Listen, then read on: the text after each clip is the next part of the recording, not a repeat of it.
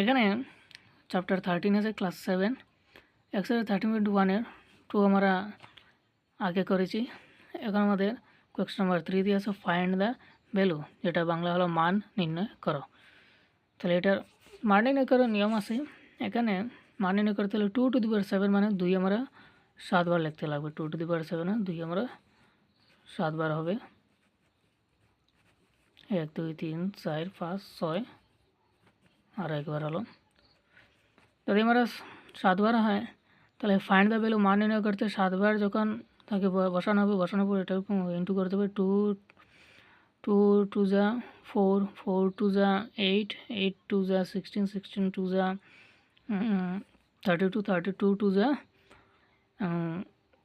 64 64 2 যা হবে আমাদের, এই দুইটা ইন্টু করলে হবে আমাদের কত 128। 64 2 যা লাস্ট হবে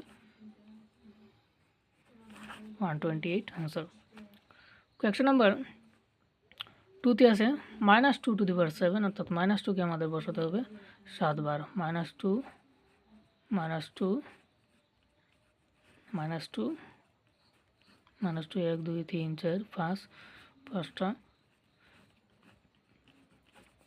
1 2 3 4 5 6 7 আমাদের ইন্টু করতে লাগবে না, কারণ এখানে 2 কে 7 বার পূরণ করে 128, তো এখানে সেম হবে 128। কিন্তু এখানে মাইনাস আছে দেওয়া, তাহলে এখানে একেবারে সহজ, এরকম মাইনাস মাইনাসে প্লাস না করে ডিরেক্ট আমরা বলতে পারি যেখানে পাওয়ারটা আছে বেজোড়া পাওয়ার, তাহলে পাওয়ার যদি বেজোড়া হয় তাহলে মাইনাস সাইনটা আবারই মাইনাস হয়ে যায়। এখানে এটা কিন্তু জানতে লাগবে, যদি পাওয়ার বেজোড়া হয় তাহলে সাইন আবার মাইনাস হয়, আবার পাওয়ার যদি জোড়া হয় তাহলে সাইন প্লাস হয়।